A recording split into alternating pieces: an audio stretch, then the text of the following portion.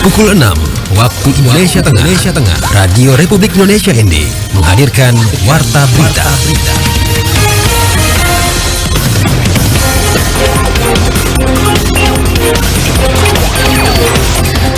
Saudara, selamat pagi. Anda mendengarkan Warta Berita RRI ND edisi Selasa 6 Mei 2025. Sari Berita. 20 orang calon jemaah haji asal Kabupaten ND siap berangkat ke Tanah Suci pada 24 Mei 2025. Layanan keimigrasian di Kabupaten Ngada terhenti sejak Januari 2025. Inilah berita selengkapnya bersama saya, Antonia Nona.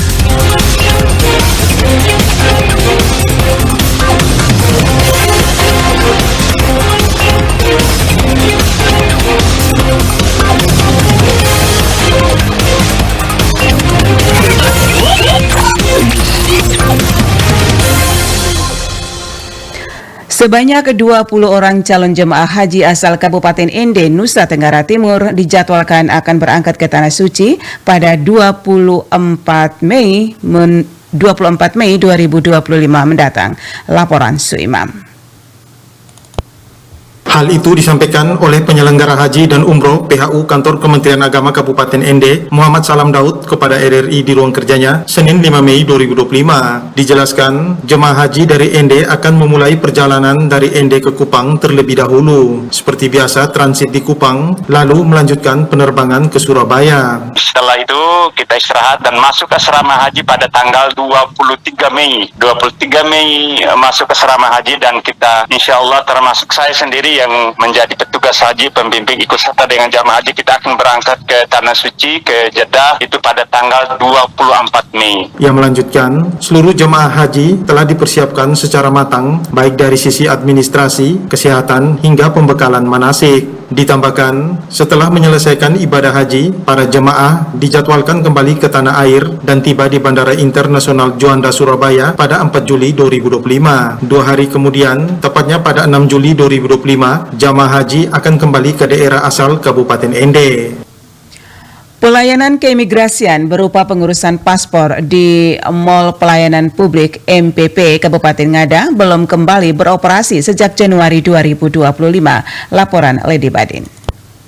Kepala Dinas Penanaman Modal dan Pelayanan Terpadu Satu Pintu Kabupaten Ngada Yohanes G kepada RRI mengungkapkan bahwa sebelumnya layanan paspor ini rutin diberikan sebanyak 5 kali dalam sebulan berkat kerjasama antara pemerintah Kabupaten Ngada dan kantor imigrasi kelas 2 TPI Labuan Bajo. Namun sejak awal tahun ini layanan tersebut terhenti tanpa kejelasan waktu pemulihan akibat keterbatasan sumber daya manusia dan anggaran dari pihak imigrasi. Sejak Januari 2025 pelayanan paspor di Mall Pelayanan Publik Kabupaten Ngada belum dibuka karena ada beberapa alasan dari imigrasi kelas 2 Labuan Bajo sebagai instansi pelayanan internal, salah satunya karena ketika masuk di akhir 2024 Kementerian Hukum dan HAM yang dulu hanya 1 dimekar menjadi 3 sehingga pengurusan imigrasi sudah juga dibekar, sehingga untuk pelayanan di mall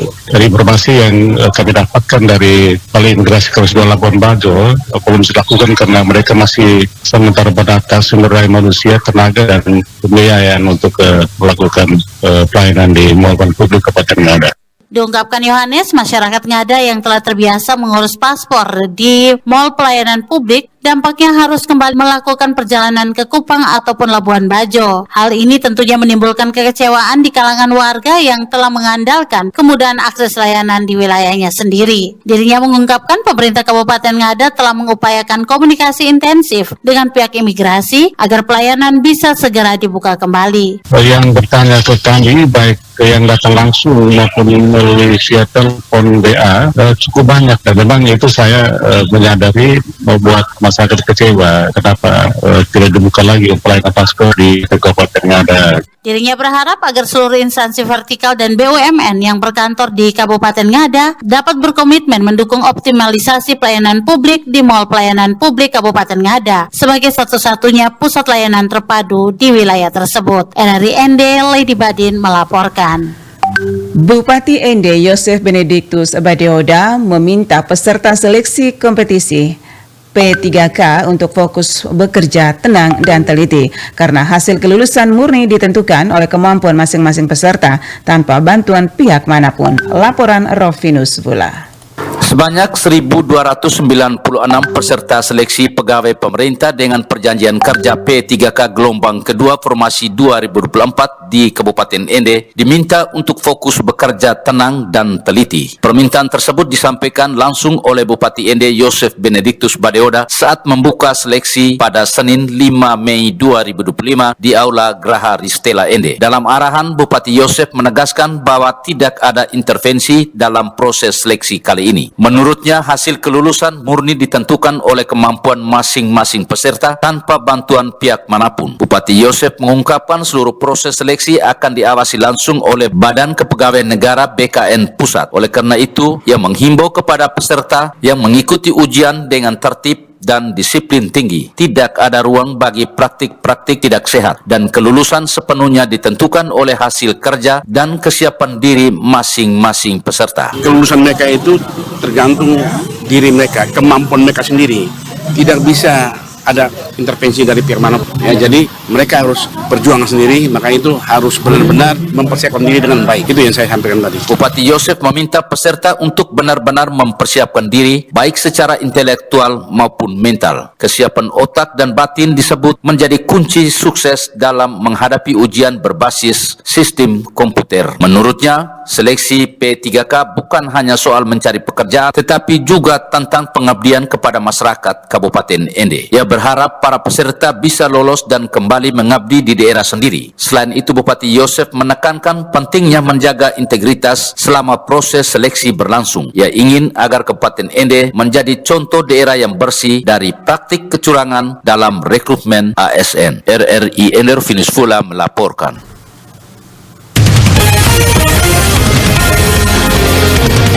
Anda sedang mendengarkan Warta Berita RRI ND. Pemerintah Kabupaten Manggarai Barat ingatkan masyarakat agar tidak parkir kendaraan roda 2 di trotoar jalan. Laporan Epi Wahab. Maraknya pengguna kendaraan yang memarkirkan kendaraan khususnya roda 2 di area trotoar dalam kota Labuan Bajo, Kabupaten Manggarai Barat, Nusa Tenggara Timur, pemerintah Kabupaten Manggarai Barat melalui Satuan Polisi Pamong Praja mengingatkan dan menghimbau para pengendara untuk meningkatkan kesadaran untuk tidak memarkirkan kendaraan di area milik jalan yakni trotoar. Hal ini disampaikan langsung oleh Kepala Satpol PP Yeremias Ontong kepada RRI. Himbauan kepada semua pemilik kendaraan dihimbau untuk tidak memarkir kendaraannya di trotoar.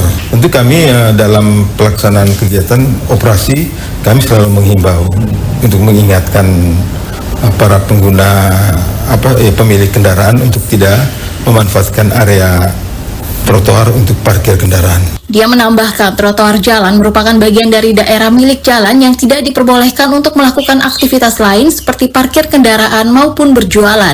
Trotoar itu merupakan bagian dari daerah milik jalan, badan jalan, trotoar dan selokan gitu ya. Oleh karena itu dalam aturan dan perdanya tidak boleh menggunakan daerah milik jalan itu untuk aktivitas lain seperti parkir kendaraan ataupun untuk berjualan, kuliner dan sebagainya. Tentu dalam hal ini pemerintah Kabupaten Manggarai Barat melalui Satpol PP akan terus lakukan himbauan kepada masyarakat dan harapkan kesadaran dari masyarakat, terutama pengendara roda 2 agar tidak gunakan trotoar jalan untuk memarkirkan kendaraannya. Pihaknya selama ini juga telah rutin lakukan patroli selain untuk memantau ketertiban, juga untuk memantau pengendara yang masih memarkirkan kendaraannya di trotoar. Dari Labuan Bajo, Epi Wahab melaporkan. Sekolah Menengah Kejuruan Negeri 1 Rahong Utara Kabupaten Manggarai menunjukkan komitmennya dalam meningkatkan kualitas pendidikan dengan menciptakan kompor berbahan bakar limbah oli bekas. Laporan Mario dari Manggarai. sedikit informasi mengenai SMK Negeri 1 Rahang Utara. SMK ini berdiri pada tahun 2024 yang lalu, kemudian berlokasi di Dusun Munggis, Desa Tengkulese, Kecamatan Rahang Utara.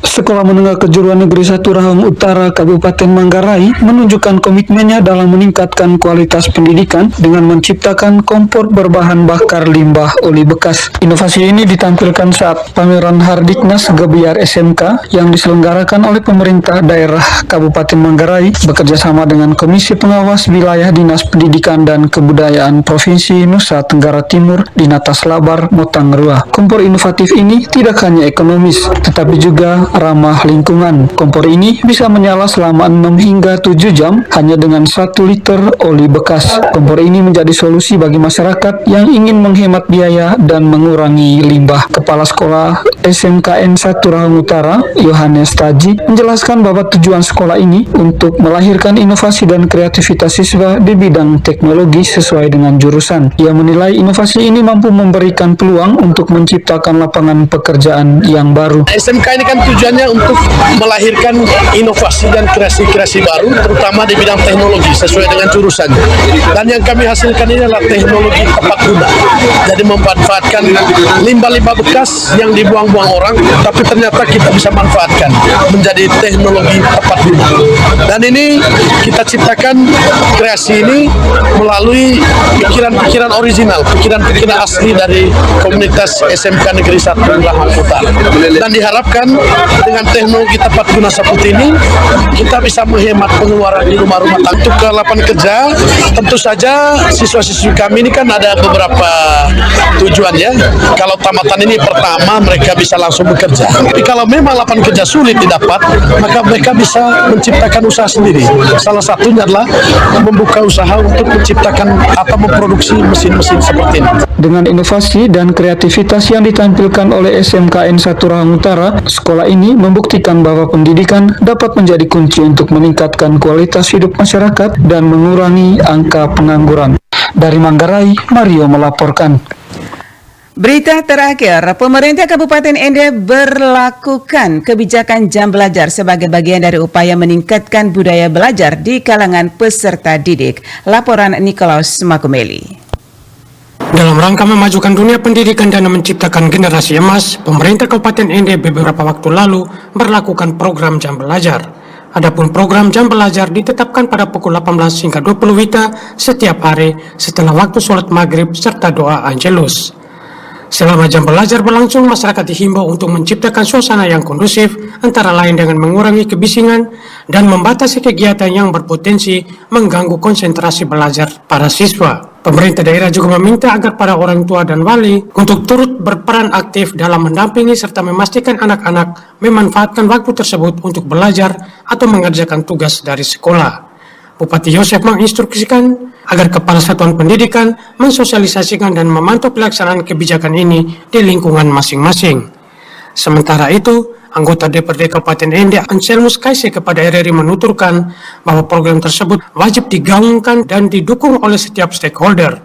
Menurutnya, gerakan tersebut sangat mendukung kemajuan pendidikan di Kabupaten Ende. Dengan semangat baru di era kepemimpinan Pak Atote Badeoda dengan Pak Dr. Domi, ya, dengan dilaunchingnya program Gong Belajar ini, ya, semoga ini menjadi spirit bersama untuk semua stakeholder, ya, tidak hanya di lembaga pendidikan, tapi semua pemerintah desa, camat, lurah, ya, termasuk kita semua, teman-teman media juga kita minta supaya sama-sama mendorong supaya menggelorakan semangat untuk jam belajar. Dirinya berharap melalui spirit yang dibangun oleh Bupati Yosef Badeoda dan Wakil Bupati Ende, Dr. Dominikus Minggumere, dalam mendukung perkembangan dan kemajuan pendidikan di Kabupaten Ende melalui program jam belajar di Kabupaten Ende, hendaknya didukung sepenuhnya demi kemajuan dunia pendidikan, terkhususnya dapat meningkatkan gemar membaca para siswa.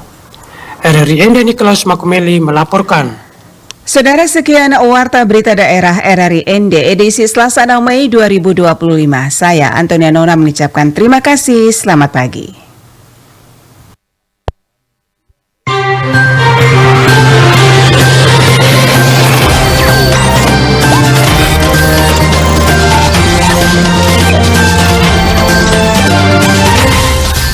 Terima kasih Anda telah mengikuti Warta Berita RRI ND.